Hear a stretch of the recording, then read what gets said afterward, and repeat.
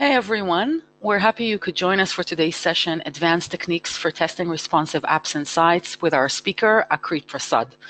So a little bit about our speaker. Akrit, which holds a master's degree in computer science, started his career as a software engineer and worked as an engineering practitioner in the test automation and monitoring space for several years before transitioning to product management. He has extensive experience building responsive websites and have used dozens of test automation and monitoring tools. Akrit currently serves as VP Product at Applitools, and prior to Applitools, he was Head of Product Growth and Strategy for core APM products at AppDynamics, which was acquired by Cisco in early 2017. So without any further ado, Akrit, I think you can kick off the session. Great. Thank you very much, Adi, and welcome everyone. Really appreciate the chance to share more about advanced automation testing techniques for responsive web design applications with all of you. And hopefully you find this very insightful. And I will just add that, to Adi's point earlier, I have I don't spend as much time in the code anymore as I used to, so I apologize if some of the questions you may have or things I demonstrate may be a little bit rusty, but any questions you have, I'll definitely capture and follow up with you after the call if there's something I'm not able to answer in more detail. Great, so with that, we'll get started. So I let me just go ahead and, okay, so just 1 second. So this is the agenda that I have for the day, for the hour here. And so we're gonna basically quickly just talk about kind of setting the stage with what is responsive web design, briefly talk about some of the trends and challenges that we see in responsive web designs. Where does visual testing fit into that ecosystem? And then I'll in this process, meanwhile, I'll dive into a demo, show you, a setup of testing responsive web applications for a very common website, and then we'll talk about some of the tips for responsive web design testing. So responsive web design is essentially, this is taken right off the Wikipedia page, and we'll look at that in just a second. But it's an approach to web design which makes your web page render, differently on different devices and screen sizes that allows for an optimal viewing experience. So with that said, there's a lot of websites that are responsive, and there's a lot of websites that are still not very responsive. And so that user viewing experience is impacted if you don't have a fully functional responsive website today with the permutation of different devices and interfaces that users are accessing your website through. Let me go ahead and show you a quick example of that. So here we can look at, for example, GitHub. And if you look at GitHub, we can see that we're on like a kind of full blown out pane view. But as I start scrolling and decreasing the width, you'll see that the page starts to change. Here the page has changed, and we have essentially a navigation button to navigate to the different feature pages. As I continue to decrease the width, again, the layout changes again. So these are different breakpoints where the app is becoming more responsive based on the form factor and the screen resolution and viewport. And if I do it again, there's a fourth one. So in GitHub's case, it's a very responsive website that actually has four levels of application interface for a given page, right? And so this translates to other pages they have as well. Here we're just on their home main page. Now, ironically, actually, if I could show you another site that's not an example of responsive web design. Here we can look at Wikipedia, where we're looking at the responsive web design definition page. And as I start scrolling, you'll see that actually nothing is changing. The viewports aren't changing. The elements are not relocating for a more optimal viewing experience. As a result, what you start to see is sometimes you'll start to see some visual bugs, right? You can see here that there are things that are overlapping. It's trying to recorrect itself, but it's really not, the website in this case didn't get designed for that optimal viewing experience. And so you'll see that, for many users, this may not be considered a very optimal experience because it's not designed with responsive web design in mind. So with that, let me quickly jump back into the presentation. And so setting that stage, let's talk about why is testing for responsive web designs becoming more and more important. And that really gets into the trends that are driving responsive web design testing. There are four big trends I'll briefly talk about, which is digital transformation, release agility, the proliferation of devices, and I guess, sorry, there's a typo here, but there's four different trends, so we'll get into that. The biggest one is, as you're aware, is digital transformation. It's here, it's happening, it's growing. People are spending more than 10 hours a day on smartphones, tablets, digital interfaces. And so if you have a product that doesn't have responsive web design, you're essentially limiting your user experience across many different interfaces for many different customers. that's a huge impact to your brand and your credibility of your software on the digital front. What we see is the releases are getting faster. I mean, you're being asked to innovate faster, deploy and ship code faster to be more agile. 70% of the companies, Agile is a reality for them today. And so with CI and CD, you can kind of really start to embrace this, but it becomes complicated when you have a page that you have to test and many different responsive elements. And so if the responsive page continues to change on you, if you don't have the proper test cases to capture that, you don't know when you start releasing faster if you may break something for a customer, right? And so that's another trend that makes it very important to continue to do responsive web design testing. Then there's a proliferation of interfaces. You look at your app, your homepage, for example, right? Rendering in different browsers, different form factors, different languages, even across different operating systems. And then when you couple all those with responsive web design, whereas you're changing the width of the page, the app is reorienting itself. You have like a permutation of hundreds of different customer visual interfaces that users are looking at your product through. And at any of those interfaces, you could have bugs and things might break, and that might impact your brand. And what that boils down to is that our expectation today as consumers and as developers of technology is that we expect visually perfect experiences. So there are thousands of devices, browsers, combinations in the market, and you really have to have a very strong testing harness to make sure that you're able to capture issues in an automated fashion, such that you're able to fail fast if there's any visual or responsive web design regressions that surface. And so this amounts to the different challenges you see in responsive web design, which is different interfaces result in different interactions. There's image scaling and navigation menus that'll change as part of this, and any of those can break if many different teams are developing and making changes to a page or a component. That results in a higher probability of bugs from the changes without having proper responsive web design testing coverage. And it also points to a greater need for doing that visual level of testing, because that's really the thing that your customer will see for your website. The first thing they'll notice is the visual layer of your product. And so with that, I want to briefly just talk about the visual testing component of this, and I'll play into the demo we do in a second.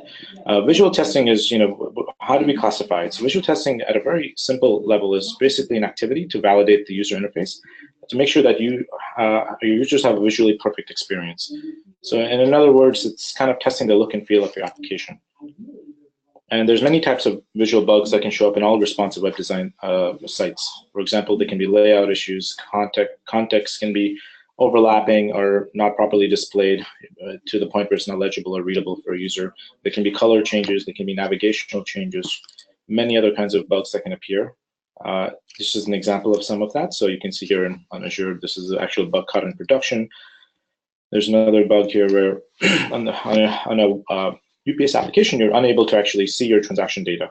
And with that, you're actually having a very poor user experience, and you're not able to probably complete certain transactions that you may want to on the app itself. Here's where another example where on a heavy website activity day, the page is not loading as expected, and you have a poor UI experience. And so why visually test responsive web design? It's essentially to ensure that you have a visually perfect user experience on every browser device through an automated testing solution. And as I talked about briefly earlier, the impact of visual bugs can be significant on your brand. So you have negative customer experience that can condition them to go use different products. You have a poor brand impression from the customer standpoint, and it can result in lower usage. Business impact, we'll talk about one use case where you can actually see a business impact. There's obviously the bugs are more frequent with release agility because your test frequency is going up as you're trying to release faster, and you have to have that coverage to make sure that you don't break the user experience or your quality of your product in any way.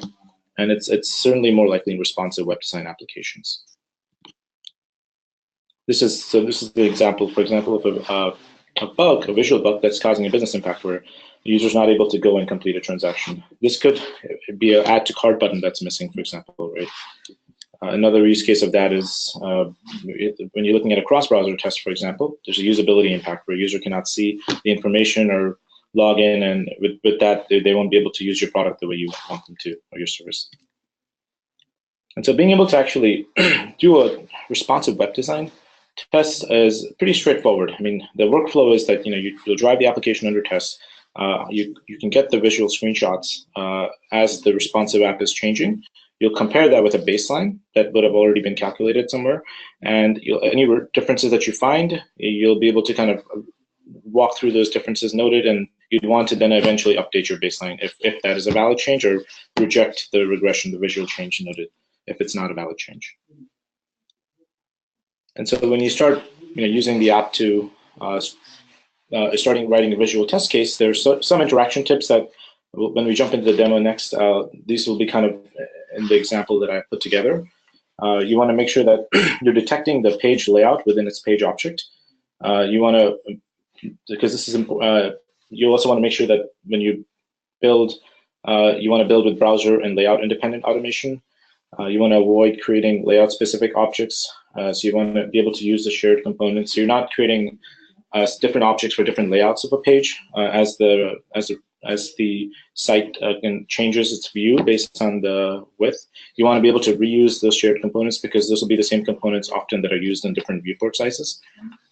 And you want to avoid detecting. You want to make sure that you don't, when you detect the width, right, to do your test cases for different responsive websites and different width sizes, you want to make sure that it's, you're not detecting it with this window to inner width.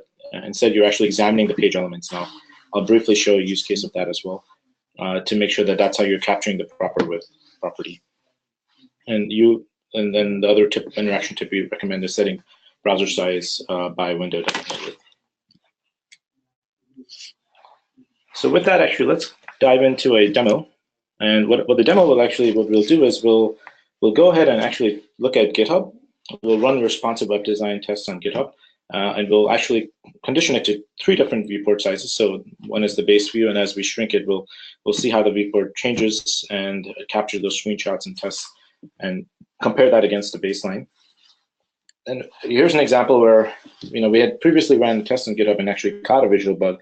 You can see here that at a certain viewport responsive frame, you actually end up having image overlap, and hyperlinks are kind of hidden, and so users can't really use this portion of your application, right? And that could have a major impact on your business if it's in this case, but you could cross-apply this kind of an example to any other part of your application potentially, if this kind of a bug appears there.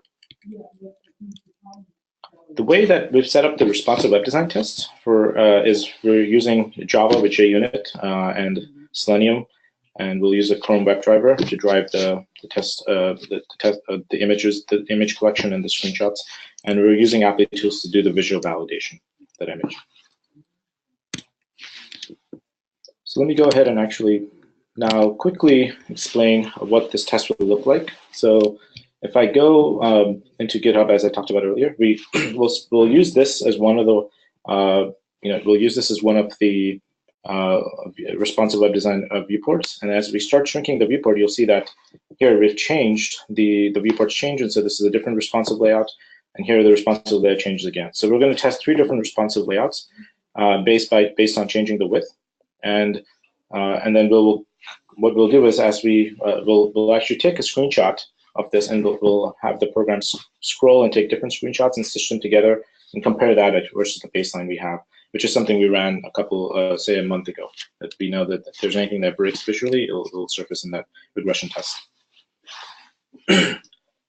So for the sake of time, I wanted to go through and actually code all this from scratch, but for the sake of time, I already pre-built it to make sure that the demo experience runs smoothly. So I'll kind of walk you through real quickly what I have here and how you can go and set up your own visual test.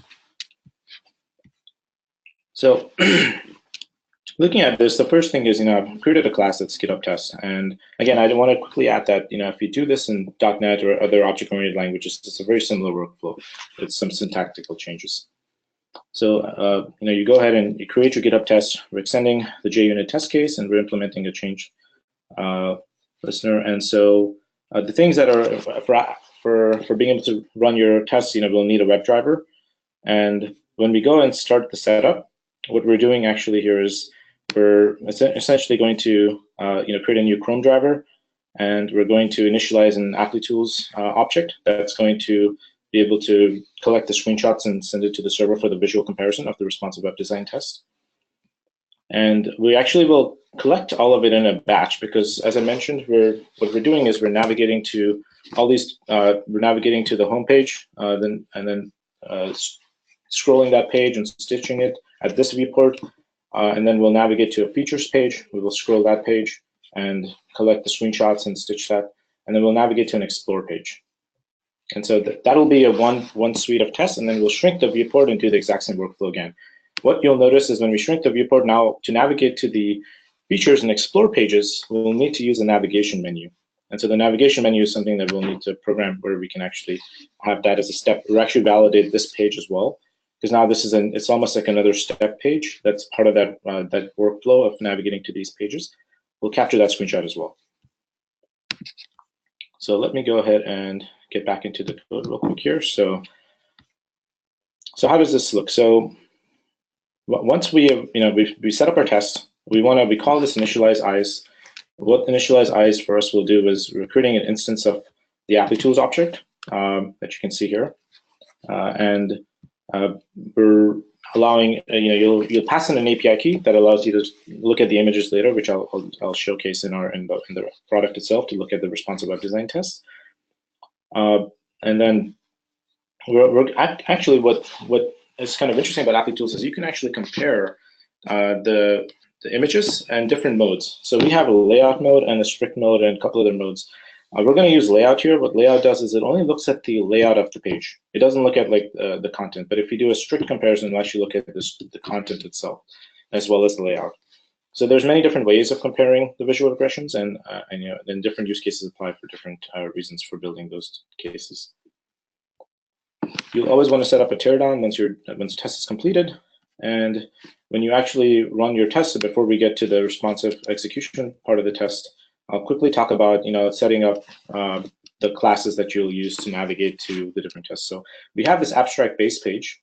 This class is actually going to be the home, kind of the abstract class that is going to have child classes for the 3 pages we're going to navigate to, which is our home page, our features page, and our explore page.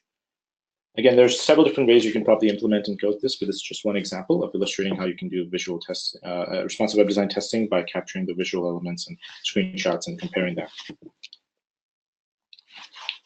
So here, what we're doing is we're going to pass a page name, the WebDriver that we initialized, the Chrome WebDriver up here.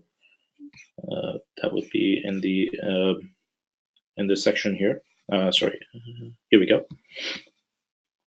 And scrolling back here, we will actually, we'll create a couple objects to hold the state of the different pages that we navigate to. So one interesting thing is, we want to, when we get past the first test, which is just looking at the home page and the features and exploration pages in the largest viewport size, and we want to test it in a smaller size, we're going to need to be able to identify this navigation menu locator. So one way to quickly determine that for folks that may not be familiar with it is you want to be able to look at it by class name.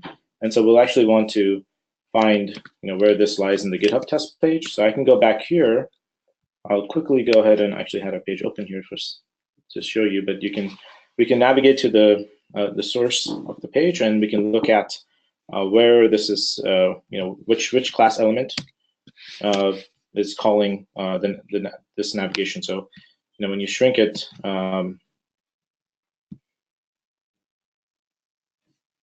yeah, so I mean, normally you would navigate the page and you'd be able to inspect it and determine what this class element is, but for sake of time, I've already kind of captured it for you here. And essentially, this is the class that is being called to be able to apply the navigation toggle. And then you can define your CSS selectors for the different pages that you're going to navigate to, the features and explore page. Again, you can inspect the source and find this information. And then when your base page is initialized, you're passing in, again, the page name, the driver, and then the state handler. And so we have a little bit of code here where when we get into the click navigation by locator, you can see that you'll initialize a web element and use that nav menu web element to allow the WebDriver to go and click on the button and be able to then capture your screenshot. So that's kind of this click nav button method is doing. And then we have a couple of methods for the features page when you want to go to the features page, which you'll see is being called from the test responsive method. That's actually the test method that we're going to run. And for the explore page. So again, you're clicking, when you hit the nav button, you'll click to this code will allow you to click to the explore page, which we've defined already, and it'll essentially return a new state, the new explore page, and then it'll iterate through that and capture the screenshots. Again, just kind of giving you a quick illustration of how one example of building this workflow looks like. And so once you've built your pages and your classes, you can essentially start building your test case. So when you build your test case, you have a test responsive case where you'll point the driver to a certain domain. We know in this case we're testing github.com, but this could be any other domain where your feature pages may change as well. You go to the, first thing we'll do is navigate to the home page. We'll actually, to get a screenshot with Applitools, it's very simple. There's just a check window command. So the Applitools instance object is embedded here in this thread local array. You can see that we're setting everything in that array. You can have more than one object if you implement it this way. And we actually allow for a level of concurrency in our tests as well as part of our product. So in this case, we're just running one concurrent test. But if you wanted, you could run several different tests concurrently. And so here, what this object is doing is we're essentially getting that object from the array, and we're calling it check window. And then check window is this API command, which is essentially once the page has been loaded in the WebDriver, it'll go ahead and capture start capturing the screenshots and stitching it. So with this one command, it kind of does all of that and feeds it back to the Applitools server for the visual comparison, where all of our AI logic sits in, which we'll talk about in just a second. We're doing the similar thing here. So with the features page, going from the home page, going to the features page and capturing the screenshots, and going to the explore page from there and capturing the screenshots. Now, what I wanted to talk quickly about, now that I've kind of explained the page journey, is the viewport sizes and the settings that you want to set. So what we're doing here is actually we have an array, a collection of integers array, that we're actually feeding in different widths. As I mentioned earlier, responsive web design relies on the width change, not really the height. So in this case, I'm just setting it to different widths that we know we've kind of inspected the element. We've seen that the page changes at those widths. Normally, you'd actually want to inspect the page locators and identify where those breakpoints are and set it to those. And once we've set the width, that's passed into this test engine, and it'll make sure that the 3 tests that are being run in all these 3 widths. So you can see here that when we actually execute the setup, the driver gets initialized, and it gets initialized based on the width that's currently set. And we keep the height constant, and so that this test then gets run 3 times at the 3 different width sizes as part of this integer array. So with that said, actually, I'll go ahead and just kind of do a quick run of this so you can see what it looks like. So let's go ahead and here we go. We'll run this. And it'll take a second. We can kind of skip some of that. And what it'll do is you'll see that a Chrome driver will get opened. Here we go. So it's navigating to GitHub. And we're starting at the largest viewport size that we have, the 1050 width. And it'll start scrolling. Actually, what it did is it scrolled through the page, grabbed the screenshots, stitched them up, and is uploading them to the server for comparison. Next, it'll do is it'll actually navigate to the features page. In this case, there was no need for the nav. We'll go ahead and start scrolling the page, capturing the screenshots.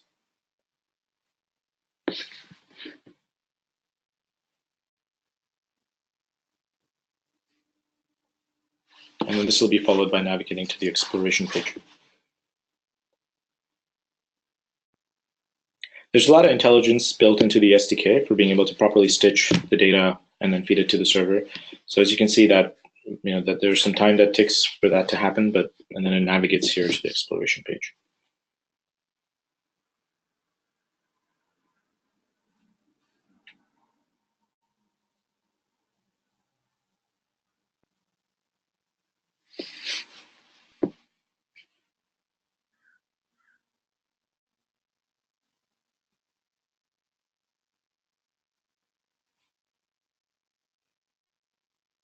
Okay, and so once this is wrapped up, it'll open another window. And actually, there's a programmatic way to set it so it doesn't have to open new windows. But for the sake of example, I wanted to make sure we capture all of that here. Here, it's actually started the next test execution, where we've changed the viewport size to a smaller width, and you can see that the layout has changed. So here, it ran the initial test for github.com. Now, it's to navigate to the features page, it's going to have to open the navigation panel and navigate. So that's what it's doing right now. It's all being auto-controlled to the program we wrote for the test case.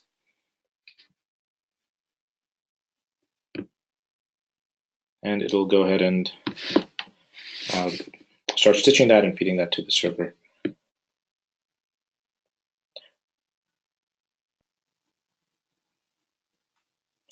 So I think at this point, you kind of get the idea of how the stitching and the validation is working and how writing the simple, seamless test case, captures your entire workflow. And this is specifically on Chrome. Now, you could replicate this very quickly on Firefox and different browsers and do cross-browser testing and such. Ideally, you'd want to bake this into some CI system where Jenkins or TeamCity, so you have this as part of your continuous test pipeline.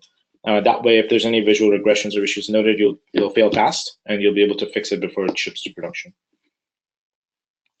So while it's doing that, I'll actually take a moment and dive into the Applitools UI and show you how this test execution actually looks. So here we are in this case, we have a demo. So actually, this specific test is still running.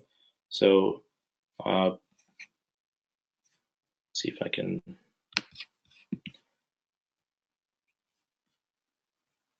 So if you go into a test that I just completed, the test that I'm running right now will not push here until it's completed. But if you just take a look at the test that I ran really briefly recently, you can see that we have 3 different tests that we ran, and we grouped it into this batch.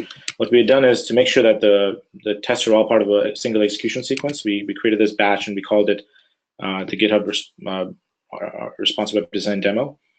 So if you do that, you can actually batch all these tests into one. And when you use the batching feature, you'll actually pass that into your test case. So you'll set the batch as part of the instance, the Applitools object instance, and and then every test that's taken as part of that instance will get grouped into that batch when it's pushed to the server. So if we go here, actually, what we can see is here we ran a test at the different viewport sizes. So here there's one at 800 by 600. 400 by 600, and then 1050 by 600. So this is the one that it's the view that you're normally looking at if you're looking at it on the laptop, for example. And here we can see that actually we compared it to a baseline, and there's no differences found. So it's completely green. And you would see if there's any differences as we navigate to. So in this case, as we navigate to for this home page to a different viewport size. In this case, we shifted down to. Let's see. So in this case, yeah. So in this case, we're navigating from the home page to the features page. You can see that on the features page, no regressions are noted. The UI is the layout and the visual layout exactly the same.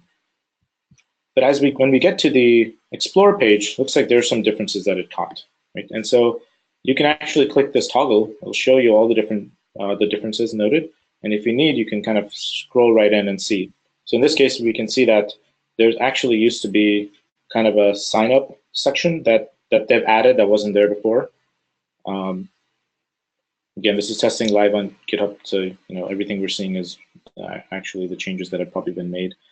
This baseline is the test that we had run a couple months ago, so that kind of gives you a more perspective comparison. So it's not something that that would have, because most likely if you run it on a day-to-day basis, you may not see that much of a change.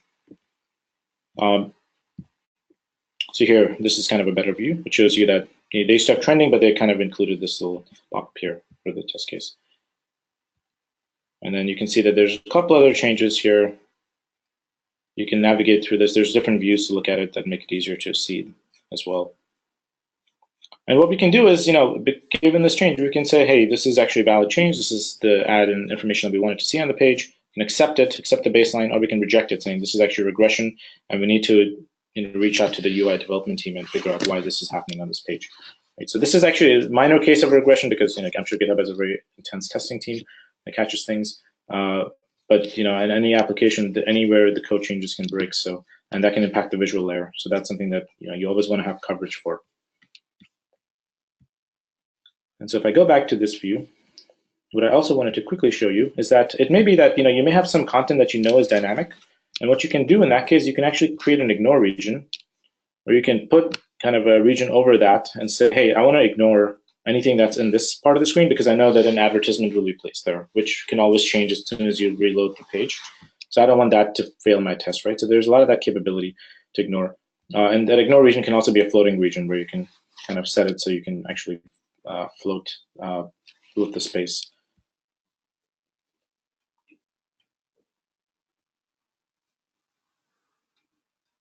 And there's different ways. I mean, different comparisons can be applied to regions, but the ignore regions is a common use case for masking the advertisement content, for example. That's not really relevant to your business content that you're trying to surface on your page.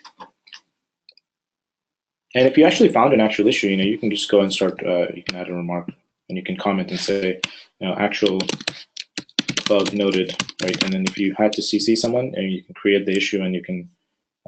In this case, you have to have certain read-write permissions to do all that, but you'd be able to actually create an issue, and you'd be able to even create a remark area where you can. I think in this case, if I created this, yeah. So this is I'm creating a remark and issue that I want to note that I don't have access for right now in this account. But once you create that, you can actually collaborate with other people that are on your team. That would have an account in your application, and you can talk about the visual issues that I've noted, and confirm that directly with your UI team or your test automation team. So that kind of gives you a quick overview of the issues, and so you can see here that as issues are detected, we'll actually they can be parked in an unresolved state where if there are no changes, it'll be green. And if there are changes, it'll be unresolved, where you can validate whether that's an actual change that you intended to have in the UI, or that's actually a visual bug. And one way to kind of look at some of the analytics around this is actually there's a toggle that shows you ran 3 different tests, the different checkpoints that you had. So those are the different steps that we executed, and what was that coverage like on the browser. So again, we only tested Chrome here, but you ideally want to test different environments and operating systems. And there's a couple different views where you can actually look at your view to see all the batch steps, so you can quickly toggle through all the different the screens that maybe had visual issues, and you can even filter by just issues that are unresolved, so that you only see the issues that have, or the only test cases that failed or have a regression detected. Okay, so I think our test actually would have completed, and if I were to refresh this, let me go ahead.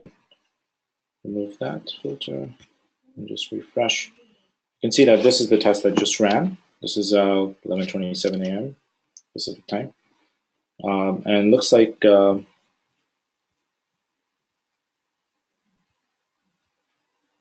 So it looks like the test. There's still a test that's running here.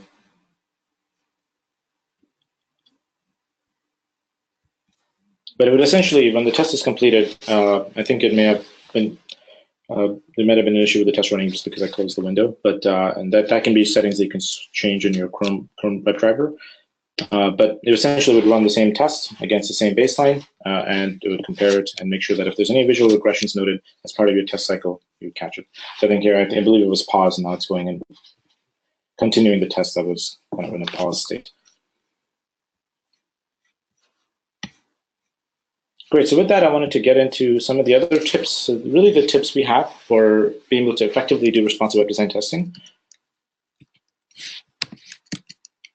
And so some of the validation tips, right? We talked about some of the interaction tips. The validation tips are around, you always want to prefer to do a full page validation. If possible, focus on lower layout boundaries, because when you look at the viewport size getting smaller and the app becoming responsive and the layout changing, it's often going to be most dense at the layout boundary before it switches, right? So you want to get the most dense layout, because that's probably where you'll find the most visual issues. If you want to take a quick look at that, for example, we can see, let that test continue to run. If we go to GitHub here, you can see that so GitHub is actually, they built a site that's very perfect in this case, but there's different websites where if you get close to that layout boundary, you may see some overlap of content because it's getting the most dense. And so you really want to be able to test at that layer to make sure that you're catching all of those potential issues.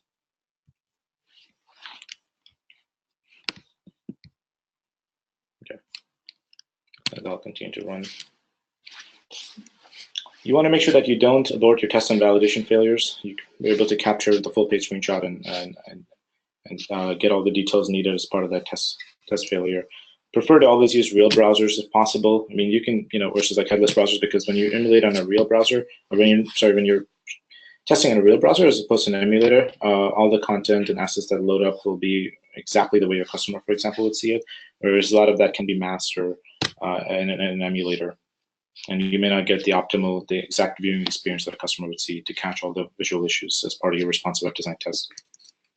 And then prefer real devices for any device level testing. So a couple of things when we talked about the comparing the images to make sure that you're able to see the different, the different visual regressions. You need to be able to do that in an intelligent way, so it's not just doing kind of a bitmap comparison, right? Because at that point you'll run into a lot of false positives. I'll show a couple examples really quickly here about anti-aliasing and pixel letter positioning as two false positives, but there's many others that can surface that are issues that essentially are differences, but they're differences your customer wouldn't see, right? So then you don't want to waste test cycles in fixing things that don't impact the user experience and the visual impact of your application. So you want to use a robust comparison engine that is intelligent, identifying only real user issues and supports dynamic content, for example, advertisements and such on your page, moving elements, different sizes, etc. So here is a quick example of an anti-aliasing case. So you can see here that I'll go through it a couple times because I know it can be a little difficult to see on the remote invite. But you can see here that as we're changing the playlist, there's a couple of color changing. But this is something that on an actual user view page, a user would not be able to detect this, right? But a bitmap comparison tool that is not sophisticated and intelligent, that's not looking at it from a user lens, will detect this and say, hey, your test is failing. Here's another example of that, which is letter positioning. Here, small letter positioning is changing, but the actual the coloring and all from a user perspective, from the human eye, is not actually something that human would detect or consider a poor visual experience, right? So these are small examples, but this is something that when you look at a whole page and validating across hundreds of different pages, that can amount to a lot of false positives without having an intelligent system that can only look at changes that you as a user would look at manually, for example. Another tip we recommend is, when you're testing responsive web design applications, you want to use a single baseline across browsers and devices if possible. So if you're using Chrome as your baseline, you test it against new versions of that in Chrome, Firefox, Internet Explorer, Safari, iOS. Same applies to in the mobile side as well, because that'll allow you to make sure that your optimal viewing experience is the same across different browsers that your customers are using. Now, if you have conditions that actually give a different viewing experience on browsers on purpose, then you can certainly set different baselines for that as well. And one last tip, but not the least, is really codeless baseline maintenance. So when you have these baselines that are being created, to make sure that your UI is only changing when you actually want it to change and there's no visual issues noted, you want it to be in a very responsive and immediate way, and a way that anyone can kind of see that change and be able to update and approve of it as part of a design workflow, or catch the visual regressions and track that as part of your quality standards and checks. You also want to be able to make sure that you prefer full page validation to avoid any element locator maintenance. So you want to certainly be able to capture the entire full page experience, because that's essentially what your customers will be looking at when they're scrolling through your product. So with that, I wanted to just quickly, we kind of demoed how we can do responsive web design testing with Applitools. Applitools is a company that launched in 2015, headquartered in a couple different areas around the globe, and really a leader with using this visual AI-based approach to capture responsive web design visual issues as part of your tests. And the AI engine has to be sophisticated enough to catch issues without false positives. So today the company is running millions of tests on a weekly basis across hundreds of enterprise customers that are using the product. And when you look at integrating this visual testing for responsive web design experience, you can integrate it. There's SDKs that allow you to do this across many different languages, almost every language, programming language there. That's commonly used for critical applications. You can integrate it with many test automation suites and even the different ecosystems. So you can integrate it as part of your Jenkins or Bamboo or TFS pipeline or TeamCity pipeline, as well as you find issues, there's actually integrations with Jira for being able to log that as actual visual issue that a customer would notice potentially and be able to catch that in your pre-production pipeline. And getting started with being able to kind of test the visuals, test the responsive web applications with Applitools is very straightforward. There's kind of a tutorial. There's the two links where you can go to the resources and look at the tutorials. And essentially, the demo example I gave, there's actually a tutorial on something very similar to that as well. Great. So with that, I wanted to thank all of you for being part of the webinar, and hopefully you found some of the tips and the use cases we showed here insightful, and you're able to kind of expand the coverage of responsive web design testing to improve your optimal viewing experience for your customers that are using your various products across many different pages. And I'm open to any questions you guys would have. Thanks, Adi.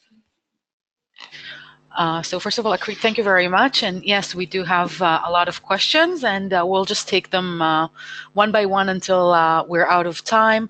Again, I want to mention that any question that we won't have time to answer live, our experts will answer via email after the session, so worthwhile asking. Anyway, if you have any questions, please fire away in the questions panel.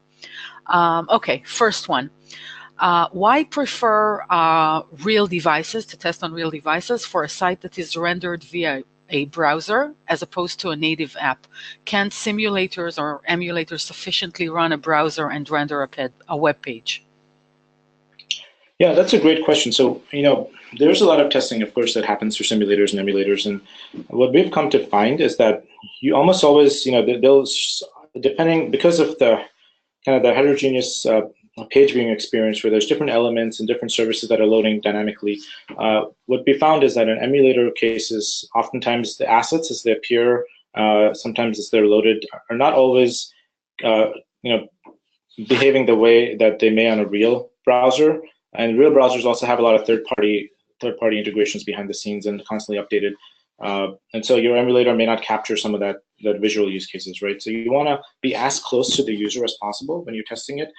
So I mean, of course, the emulator will capture a certain percentage, maybe even 80–90% of the viewing experience that you would see in a real browser. But and in some cases it may be 100, but almost always in cases that we've seen, it's not exactly the same viewing experience that from an asset and an image content and component level. It's not exactly the same experience that that is being rendered on your actual browsers. Next question. How does this fall in line with the new testing pyramid, which is unit tests, integration tests, and then UI tests? Yeah, that's another great question. So I think there's a lot of tools out there that can do unit testing and functional integration testing. Where this kind of falls is this is essentially doing the visual test, which is really testing at the layer that your customer is interacting your product through, and looking at when you look at the responsive web design applications, the biggest change in the response that makes the application responsive as a truly responsive web design application is the visual layer, right? It's the fact that the application user experience is actually changing when they're viewing the service or the site on different devices and browsers, and so because that viewport change is a visual impact that is the greatest that a customer is able to notice, and that's where I think being able to test it visually is very important. Whereas you'll probably still want to do a lot of your functional testing and unit testing as part of that test automation pipeline to get coverage there. Applitools, for example, will be the layer on top of that that lets you test everything at a visual level. So any bugs or issues that you would detect would be things you can say with certainty a customer would see. Okay, so we have a few questions about baselines.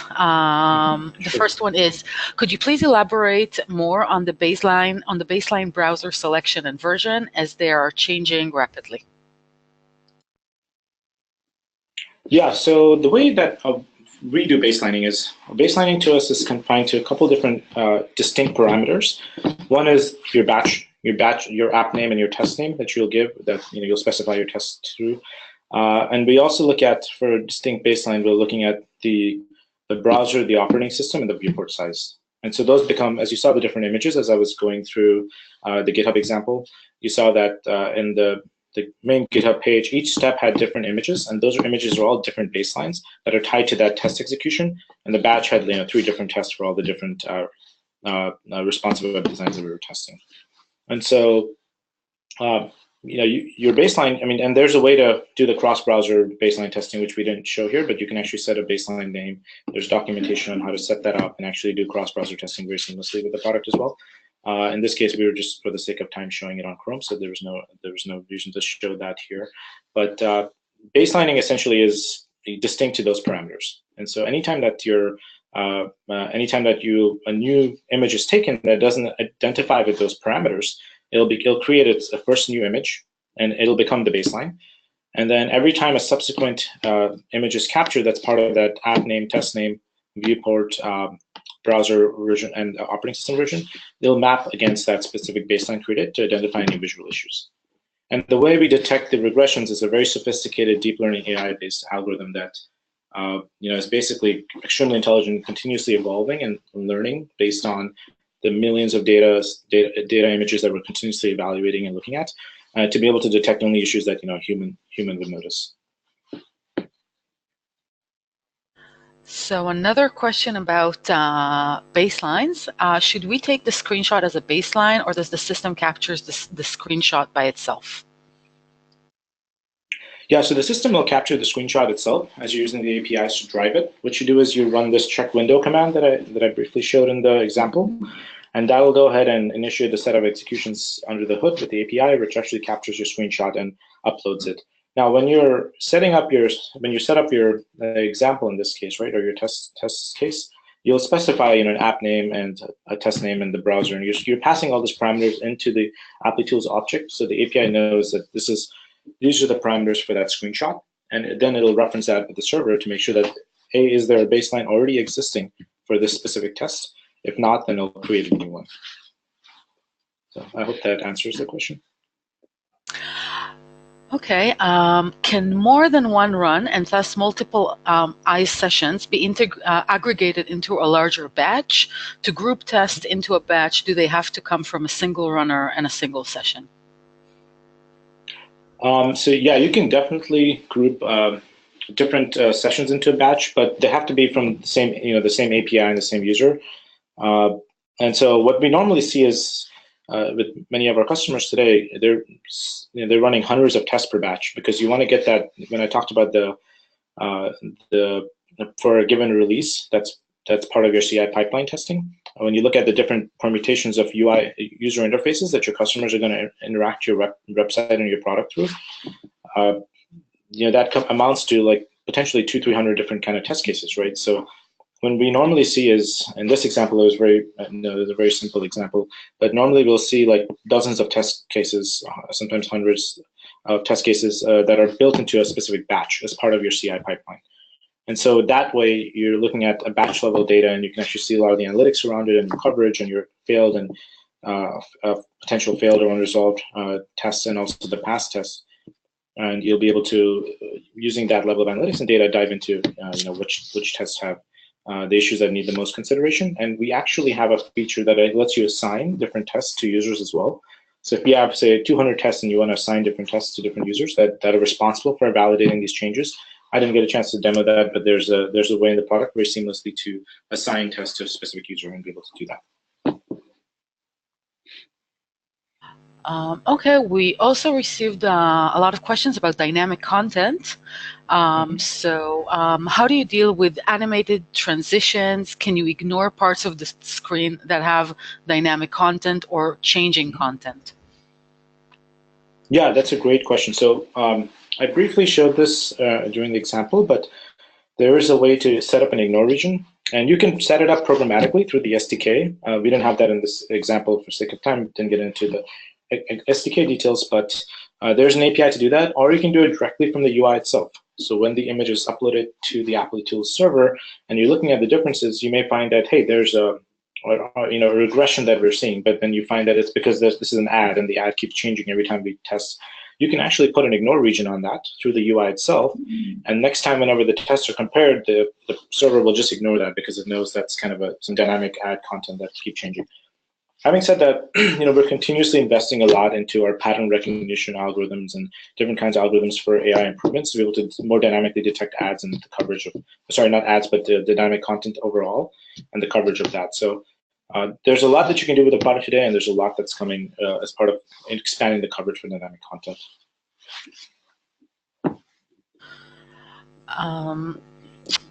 We noticed that you use Java. Are there any other languages that are supported with ICE? Yeah, so great question. I mean, we have almost all the major languages supported. If you go into Applitools website and you look at the SDK list, actually, if that's okay, I can just quickly point to that here. You can just go to the Applitools website. And if you go to the Getting Started section, we'll actually show you all the different SDKs that we support. So Java is, personally for me, is the most comfortable language to work with, and we see a lot of users using that. But if you're using, C# or PHP, Python, we have integrations across Selenium and Appium for the different languages, but also the native SDK for those languages as well. Okay, and if we are on the subject of languages, another question, does ICE work with Appium? Yes, definitely. So as I showed earlier, we have integration with all the different Appium languages. So you can simply go to the Getting Started page, and you'll be able to hit the SDK that you're interested in, and there'll be a tutorial that walks you through how to set up with that specific Appium for Java or the different language that you're using for your test automation suite. Can I run my tests on Sauce Labs and still get the visual validation using the ICE SDK? Yeah, another great question. So Sauce Labs is a very strong partner of ours, and we work closely with them, and we have a lot of integration support built in with them. But there's actually a lot of documentation that talks about using Applitools and Sauce Labs and as a complementary products to be able to do all your rendering and tests in Sauce Labs and be able to translate the visual tests as part of that into Applitools. So we have a lot of customers that actually use Applitools and Sauce Labs together as part of that complete test cycle chain. And so yes, you can definitely set that up and do that. And there's a lot of explicit documentation that goes into setting that up, explaining how to set that up very clearly. Okay, we have another question that is somehow related to dynamic content, but since it was very specific, then I think that it's worthwhile mentioning.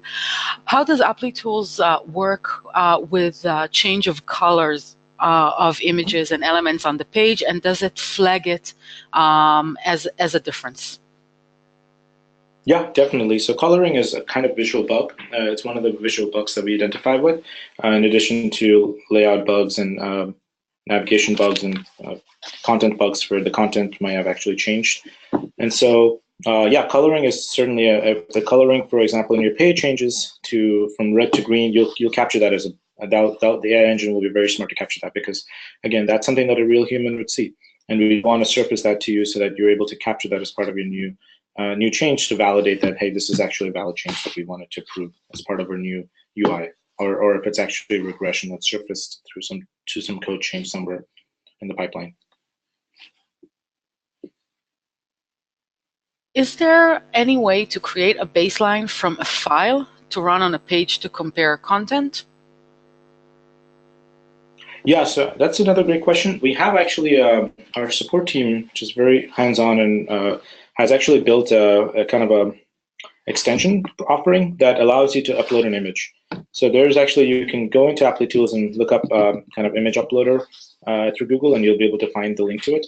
It'll actually it can upload an image to do an image comparison based on from a file. So there's a way to do that, but it's not something you can do through the UI today. I mean, we're definitely looking at exploring the capability on the server platform UI to be able to extend that as an offering as well. Okay, and I think that this next question will be our last for tonight. Again, I just wanted to mention, if you're online and you have some more questions, please send them now, and our team will answer via email. Okay, so last question. During the demo, I noted some seconds, 5 or 15, used for sending the screenshot. What is the most optimal way to use eyes when paying by the minute, for example, like you do in Sauce Labs? How would you improve upload to sub-second times? That's a good question. So, I mean, I'll answer that in two parts. So, one is that we're continuously investing a lot in improving our performance and the test execution speed. And so, right now, you see a lot of that happening on the client side, where your SDK is using the Chrome driver in this example, capturing the screenshots and stitching them, and then uploading that entire view to the server for image comparison. But we're constantly improving the SDK as well as the server to improve the performance of that. You can certainly change. I think there's some API settings to configure the time changes to allow your page to capture the screenshots differently, because you may have certain elements that load slower, and so you may not want to capture the screenshot. You may want to have a wait timer before you capture the full screenshot, right? So we've added some of that capability as part of expanding the use case for being able to capture screenshots effectively in all kind of different environment scenarios. But the optimal kind of what we come to find is there really is no like specific optimal time that you'd want to set. It depends on your environment and how you want to condition that. And so you have the flexibility through the API to kind of set some of that up. Okay, so unfortunately, that's all the time that we have for today. I want to thank everyone that took the time and joined us for this live session. And of course, I want to thank our expert speaker, Akrit Prasad, for this in-depth session. I want to remind you that the link to the recording of this session will be emailed to you tomorrow, and I hope to see you all at our next event. And thank you very much, Adi, for allowing me to host. Thanks to everyone that was able to stay with us and listen in. And I encourage you to go to Applitools, try it out. We're still continuously investing a lot in evolving our product offering, and it's still a very small company that's trying to get a product that helps cover responsive web design testing with a really robust AI visual engine. And it's been a pleasure having the opportunity to share content today with you. Thank you.